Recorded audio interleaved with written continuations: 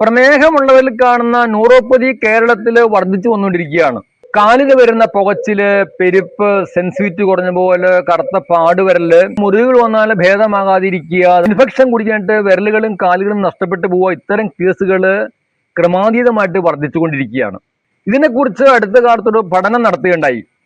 Vascular society of Kerala അല്ലെങ്കിൽ VSK എന്ന ചുരുക്കപ്പേരിൽ അറിയപ്പെടുന്ന ഒരു സംഘടനയാണ് അതിന് വേണ്ടി ശ്രമം നടത്തിയത്. അവരുടെ പഠനം വളരെ ഞെട്ടിക്കുന്ന റിപ്പോർട്ടായിരുന്നു. കേരളത്തിലെ ഒരു ദിവസം 30ഓളം പേരുടെ കാലുകൾക്കായിട്ട് നഷ്ടപ്പെടുന്നുണ്ട്, ആമ്യൂട്ടേഷൻ നടത്തുന്നുണ്ട് എന്നാണ് അവർ കണ്ടെത്തിയത്.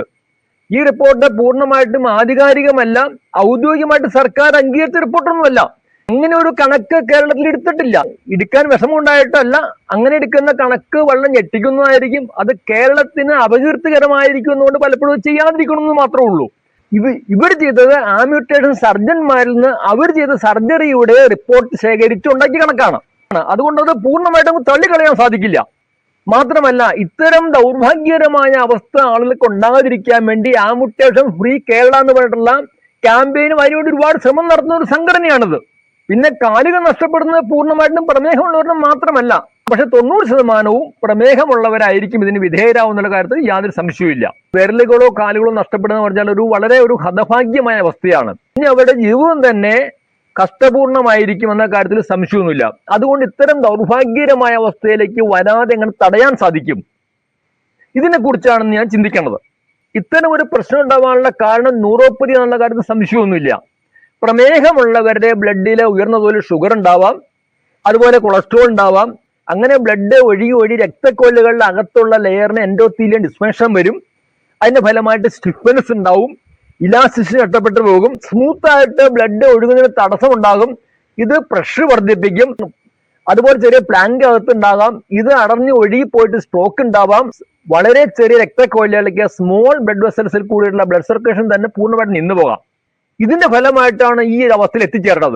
നമ്മളുടെ ഹാർട്ടിൽ നിന്ന് പുറപ്പെടുന്ന രക്തക്കൊലകൾ ശാഖോപശാഖകളായി പിരിഞ്ഞ് ഓരോ സെല്ലുകളിലുമാണ് അവസാനിക്കുന്നത്. ശരീരത്തിൽ ഏതാണ്ട് 50 ട്രില്യൺ സെല്ലുകൾ ഉണ്ടെന്നാണ് കണക്ക് കൂട്ടുന്നത്. അപ്പോൾ നമ്മളൊന്ന് ചിന്തിച്ചാൽ മതി, എത്ര ചെറുതായിരിക്കും ആ ഞരമ്പ് സങ്കല്പിച്ചാൽ മതി. അത്തരം ഞരമ്പുകളിൽ കൂടിയിട്ട് ബ്ലഡ് സർക്കുലേഷൻ കുറഞ്ഞു പോയി സെല്ലുകൾക്ക് ബ്ലഡ് കിട്ടാവുന്ന സംഭവിക്കും.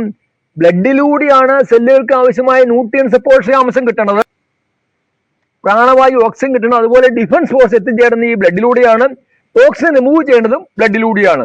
ഈ 4 പ്രക്രിയയും കൃത്യമായിട്ട് നടക്കാതെ വരും. ഞാൻ മുമ്പ് പറഞ്ഞ തരത്തില് കൊളസ്ട്രോളും ഷുഗറും ഒക്കെ അടിഞ്ഞ് വ്യാസം കുറഞ്ഞു പോയ രക്തക്കൊലകളിലുള്ള മുടങ്ങിപ്പോയ സപ്ലൈ പുനരാരംഭിക്കാൻ സാധിക്കില്ല. അതുകൊണ്ട് കുറച്ചുകൂടി പ്രഷർ കൂടിയിട്ട് ഓക്സിജനും അതുപോലെ മറ്റ് സാധനങ്ങളും നമുക്ക് സെല്ലിൽ എത്തിക്കാൻ സാധിക്കണം.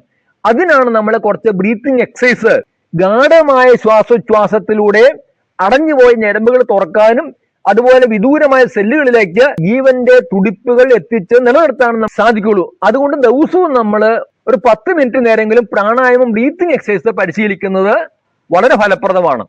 അപ്പോൾ നിങ്ങൾ പണ്ട് പറയും, സാറേ എനിക്ക് ഷുഗർ മാത്രമേ ഉള്ളൂ, ഞാൻ രാവിലെ വൈകിട്ടും ഗുളിക കഴിക്കേണ്ടത്, ഇൻസുലിൻ എടുക്കേണ്ടത്, എന്റെ കാലിന് പെരുപ്പില്ല, മരപ്പില്ല, സെൻസിറ്റിവിറ്റി കുറയില്ല, ഒരു പ്രശ്നമില്ല എന്ന് പറയും.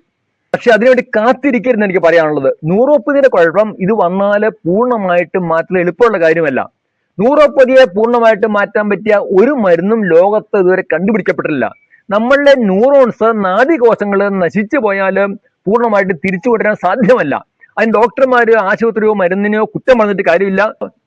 പ്രമേഹമുണ്ടോ, ഇന്നല്ലെങ്കിൽ നാളെയോ മറ്റന്നാളോ ന്യൂറോപ്പതിയുടെ എന്തെങ്കിലും സിംറ്റംസ് ഉണ്ടാവുന്നുള്ള കാര്യത്തിൽ യാതൊരു സംശയവുമില്ല. എല്ലാവരുടെയും കാല് പോകുന്നല്ല പറഞ്ഞത്. അതൊരു 10-15% പേർക്ക് മാത്രമേ വരുന്നുള്ളൂ. ഒരു 10-50 പേർക്ക് ന്യൂറോപ്പതിയുടെ കലശരായിട്ടുള്ള പ്രശ്നങ്ങളും കാണാറുണ്ട്. ഒന്നും ഉണ്ടാകാത്ത ഭാഗ്യവന്മാരും ഉണ്ട്. അതുകൊണ്ട് ഇതിനു വേണ്ടി കാത്തിരിക്കരുതെന്ന് എനിക്ക് പറഞ്ഞത്. വന്നു കഴിഞ്ഞാൽ പിന്നെ മാറ്റം എളുപ്പമല്ലാത്തതുകൊണ്ട് വരാതിരിക്കാൻ വേണ്ടി ഇപ്പോഴേ തന്നെ നമ്മൾ ഡയറ്റിൽ മാറ്റം വരുത്തുക, കുറച്ച് ഫിസിക്കൽ എക്സസൈസ് ചെയ്യുക, അതുപോലെ ബ്രീത്തിങ് എക്സസൈസ് ചെയ്യുക. വളരെ ഫലപ്രദമായിട്ട് ന്യൂറോപ്പതി തടയാൻ സാധിക്കും. 100 വയസ്സ് വരെ ജീവിച്ചാലും നിങ്ങളുടെ കാലിന് ഒരു പ്രശ്നമില്ലാതെ നമുക്ക് മുമ്പോട്ട് പോകാൻ സാധിക്കും. ഇതിന് വലിയ പണച്ചെലവൊന്നും ആവശ്യമില്ല, വലിയ ഉപകരണങ്ങളിൽ ആവശ്യമില്ല. നിങ്ങൾ തന്നെ ചില കാര്യങ്ങൾ പഠിച്ച് ജീവിതത്തിൽ പകർത്തി മുമ്പോട്ട് പോയാൽ മാത്രം മതി. ഇത്തരം കാര്യങ്ങളാണ് Muvattupuzha Sukhajeevan nature centre sugar reverse online course കൂടി പഠിപ്പിച്ചുകൊണ്ടിരിക്കുന്നത്. ന്യൂറോപ്പതി സ്റ്റാർട്ട് ചെയ്യാത്തവർക്ക് അത് വരാതിരിക്കാനും വന്നവർക്ക് അത് വളരെ ഫലപ്രദമായിട്ട് കുറയ്ക്കാനും പലർക്കും പൂർണ്ണമായിട്ട് ഇല്ലാതെയാക്കാൻ നമുക്ക് സാധിക്കുന്നതാണ്. അതുകൊണ്ട് ഞാൻ നിങ്ങളെ ഈ പ്രകൃതിയുടെ മാർഗത്തിലേക്ക് ഹാർദവമായി സ്വാഗതം ചെയ്യുകയാണ്.